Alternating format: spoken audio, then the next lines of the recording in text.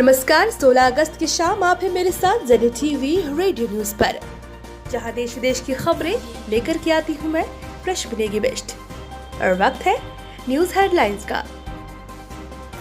प्रधानमंत्री नरेंद्र मोदी ने राष्ट्रीय डिजिटल स्वास्थ्य मिशन का शुभारंभ किया। कहा, सभी नागरिकों को आधार की तरह स्वास्थ्य पहचान पत्र दिए जाएंगे। केंद्र टाइगर प्रोजेक्ट की सफलता को देखते हुए शेर और डॉल्फिन संरक्षण के लिए परियोजनाएं शुरू करेगा। मणिपुर सरकार ने कोविड रोकथाम के लिए पूर्णबंदी 31 अगस्त तक बढ़ाई। जम्मू कश्मीर में आज से वैष्णो देवी यात्रा आरंभ। और महेंद्र सिंह धोनी और सुरेश रैना ने अंतर्राष्ट्रीय क्रिकेट से संन्यास लिया। और अब खबरें विस्तार से। प्रधानमंत्री नरेंद्र मोदी ने राष्ट्रीय डिजिटल स्वास्थ्य मिशन का शुभारंभ किया है। इसके अंतर्गत प्रत्येक नागरिक को आधार की तरह स्वास्थ्य पहचान पत्र दिया जाएगा, जिसमें उसकी स्वास्थ्य स्थिति, उपचार और परीक्षण से संबंधित जानकारी होगी। कल 74वें स्वतंत्रता दिवस पर लाल किले के प्राचीर से राष्ट्र को संबोधित करते हुए प्रधानमंत्री ने कहा कि पूरी तरह प्रौद्योगिकी आधारित इस पहल से देश में स्वास्थ्य क्षेत्र में क्रांतिकारी बदलाव आएगा। प्रधानमंत्री ने घोषणा की कि प्रोजेक्ट टाइगर की सफलता को दोहराते हुए केंद्र जल्द ही प्रोजेक्ट लायन और प्रोजेक्ट डॉल्फिन का शुभारंभ करेगा, ताकि इन प्रजातियों की जैव विविधता का संरक्षण हो सके। प्रधानमंत्री ने अपने संबोधन में कहा कि बाघों और हाथियों के संरक्षण की परियोजनाएं सफलतापूर्वक संचालित की गई हैं। देश में बाघों की संख्या में वृद्धि हुई है। आने वाले दिनों में एशियाई शेरों के संरक्षण के लिए प्रोजेक्ट लायन शुरू किया जाएगा। उन्होंने कहा कि प्रोजेक्ट डॉल्फिन के अंतर्गत नदियों और समुद्री डॉल्फिन के संरक्षण पर ध्यान दिया जाएगा। इससे जैव विविधता मजबूत होगी और रोजगार के अवसर बढ़ेंगे।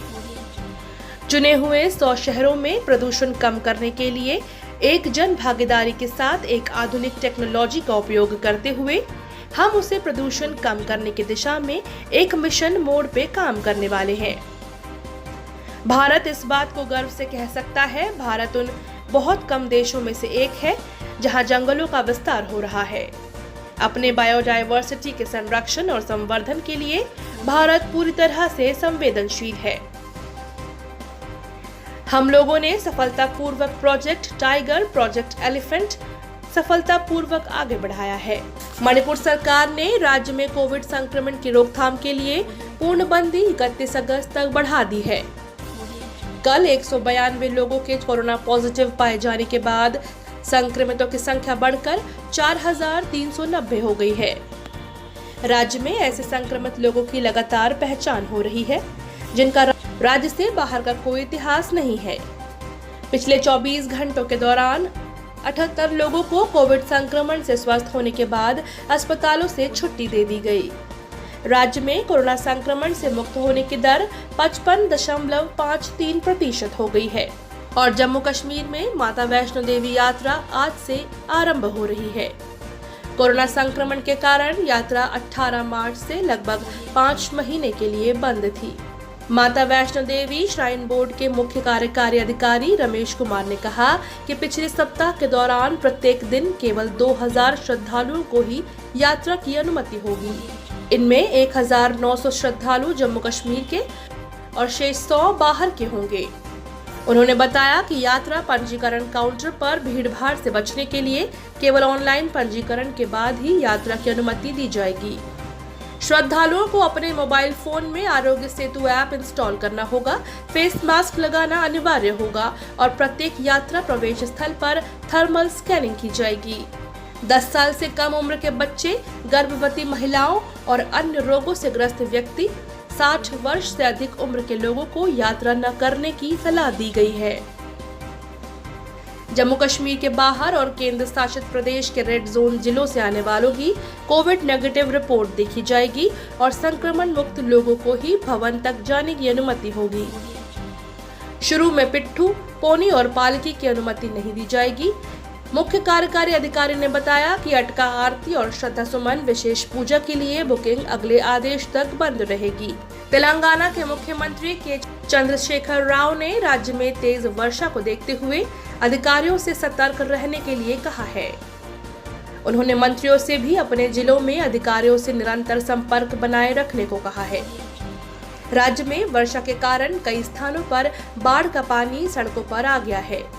मुख्यमंत्री ने हैदराबाद में 2 नियंत्रण कक्ष स्थापित करने के निर्देश दिए हैं। और पूर्व प्रधानमंत्री अटल बिहारी वाजपेयी की आज दूसरी पुण्यतिथि है। राष्ट्रपति रामनाथ कोविंद, उपराष्ट्रपति एम वेंकैया नायडू, प्रधानमंत्री नरेंद्र मोदी और लोकसभा अध्यक्ष ओम बिरला और अनेक गणमान्य लोगों ने अटल बिहारी वाजपेयी की समाधि सदैव अटल पर पुष्पांजलि अर्पित की। प्रधानमंत्री नरेंद्र मोदी ने कहा कि राष्ट्र की प्रगति के प्रति अटल जी की उल्लेखनीय सेवाएं हमेशा याद रखी जाएंगी। गृह मंत्री अमित शाह ने कहा, अटल बिहारी वाजपेयी राष्ट्रभक्ति और भारतीय संस्कृति के प्रतीक थे और भारतीय क्रिकेट टीम के पूर्व कप्तान महेंद्र सिंह धोनी और ऑलराउंडर सुरेश रैना ने अंतर्राष्ट्रीय क्रिकेट से संन्यास ले लिया है। सोशल मीडिया पर पोस्ट में उन्होंने अपने करियर के दौरान सहयोग और समर्थन के लिए प्रशंसकों का आभार व्यक्त किया है। प्रधानमंत्री नरेंद्र मोदी ने आज पारसी नववर्ष नवरोज पर देशवासियों को बधाई दी है। उन्होंने कहा कि अनेक क्षेत्रों में पारसी समुदाय का विशिष्ट और महत्वपूर्ण योगदान रहा है। प्रधानमंत्री ने नवरोज पर सबके लिए शांति और समृद्धि की कामना की है। और ये थे अब तक के मुख्य समाचार। हमारे YouTube चैनल से जुड़ने के लिए ZATV को सब्सक्राइब करें और नए वीडियो सबसे पहले देखने के लिए नीचे दिए गए बेल बटन को प्रेस करना ना भूलें। आज का न्यूज सेगमेंट आपको कैसा लगा हमें कमेंट सेक्शन में जरूर बताएं। साथ ही इसे शेयर भी करें। और अभी दीजिए मुझे इजाजत। कल होंगे रूबरू इसी समय पे आप सभी के साथ। बाकी और खबरों से जुड़ने के लिए लॉगिन करें हमारी वेबसाइट www.zatvnews.com। नमस्कार।